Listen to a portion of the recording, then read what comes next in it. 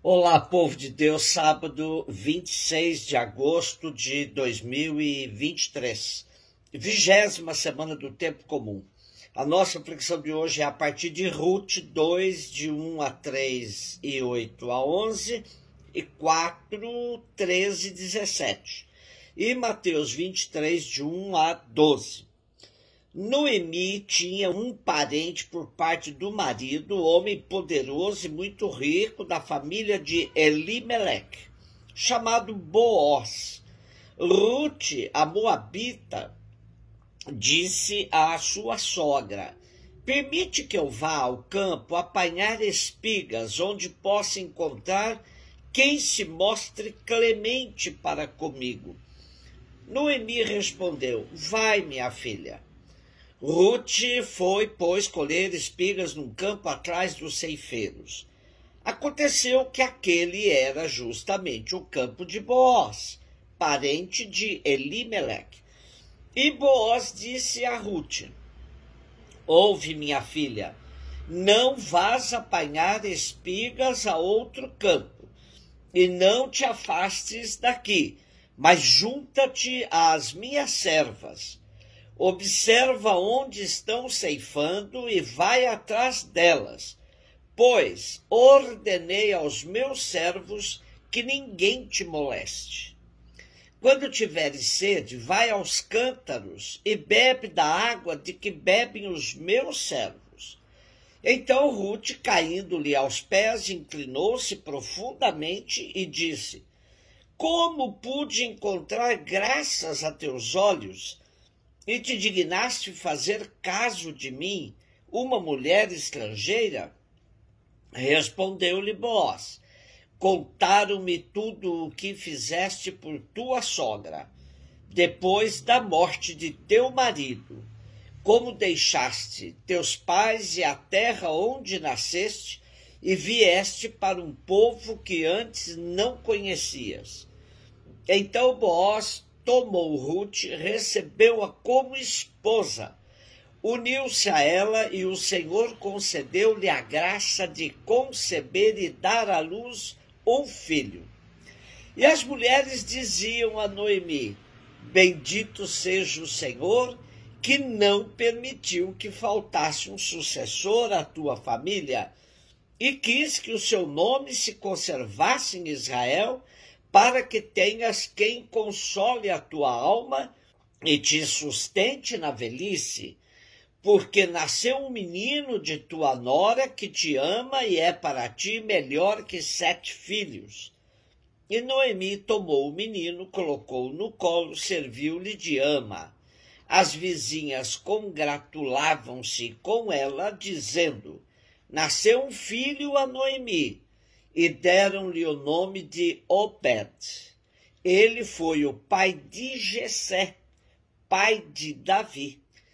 Continuamos a leitura do livro de Ruth, e o que temos hoje é a narrativa das bênçãos de Deus que duas mulheres, Noemi, a sogra, e Ruth, a sua nora, receberam por terem dado um testemunho exemplar de pessoas que se amam, ainda que não fossem da mesma etnia e nem da mesma religião. Ruth abriu mão de tudo, de seu povo, de sua crença, para permanecer fiel à sua sogra, Noemi. Ruth é exaltada exatamente por ser uma estrangeira que entendeu a grandeza do Deus de Israel. É claro que essa novela era contada num período de forte xenofobia entre o povo de Israel. A estrangeira que soube cuidar de uma viúva como nem mesmo os da própria raça o faziam. Assim, esse conto servia para que se tratasse com mais respeito os estrangeiros. Sabemos que os israelitas, sobretudo por meio dos seus profetas, eram estimulados a tratarem com carinho aqueles que Deus mesmo decidira proteger, os órfãos, as viúvas e os estrangeiros. Boaz assume com Ruth uma certa obrigação por lei que mandava o homem casar-se com a viúva de seu irmão para lhe garantir descendência. É a chamada lei do levirato. Embora não fosse parente de linha tão direta, Booz cumpriu a lei garantindo amparo a duas viúvas, Noemi e Ruth. O texto se configura numa ode às mulheres que souberam agir com astúcia e fortaleza, fazendo parte da história do povo de Israel. Ruth se torna a avó de Davi, provando que os estrangeiros fazem parte da descendência sagrada do povo de Israel. Mateus 23, de 1 a 12. Jesus falou às multidões e aos seus discípulos: os mestres da lei e os fariseus têm autoridades para interpretar a lei de Moisés.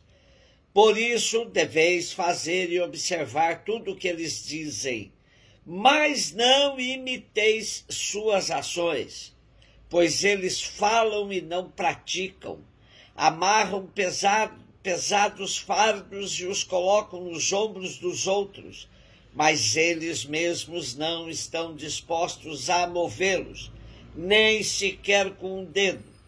Fazem todas as suas ações só para serem vistos pelos outros. Eles usam faixas largas com trechos da Escritura na testa e nos braços, e põem na roupa longas franjas. Gostam de lugar de honra nos banquetes e dos primeiros lugares das sinagogas.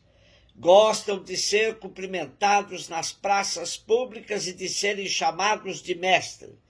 Quanto a vós, nunca vos deixei chamar de mestre, pois um só é vosso mestre, e todos vós sois irmãos.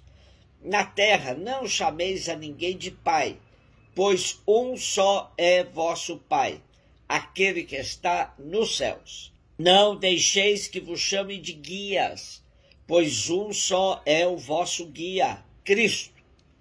Pelo contrário, o maior dentre vós deve ser aquele que vos serve. Quem se exaltar será humilhado, quem se humilhar será exaltado. O capítulo 23 de Mateus é fundamental para entendermos a intenção deste evangelho em revelar que não foram os cristãos que se fecharam aos judeus, mas foram estes que se recusaram a aceitar Jesus e seu projeto. Já ouvimos neste mesmo evangelho Jesus dizendo que tinha vindo somente para as ovelhas perdidas da casa de Israel. Isso fazia parte da tentativa de convencer os judeus da sua predileção junto a Deus Pai, como povo da promessa. Porém, a oposição a Jesus foi crescendo ao longo da narrativa de Mateus, até atingir seu auge neste capítulo que temos hoje em questão. Jesus toma exatamente aquilo que poderia parecer o mais sagrado pelas autoridades religiosas, que pretendiam ser porta-vozes de Deus junto do povo. Com que autoridade eles podiam assim querer ser e agir diametralmente oposto ao que pregavam, e pior, ao que exigiam que fosse observado pelo povo? Interessante a afirmação de Jesus, que reconhece a autoridade dos mestres da lei, enquanto intérpretes da lei, mas reprova totalmente o que fazem com essa mesma lei quando se trata de praticá-la. Ao dizer, deveis fazer e observar tudo o que eles dizem, mas não imiteis suas ações, Jesus os desmascara. E Jesus termina por alertar aos seus discípulos para que não permitam que o espírito de grandeza se apodere deles. Evitem títulos e busca de honra, pois a verdadeira grandeza dos cristãos está em ser pequeno, e a verdadeira glória em ser humilde. Os títulos e as honras são relativos, porque um só é o vosso mestre, um só é o vosso Pai. Um beijo no seu coração.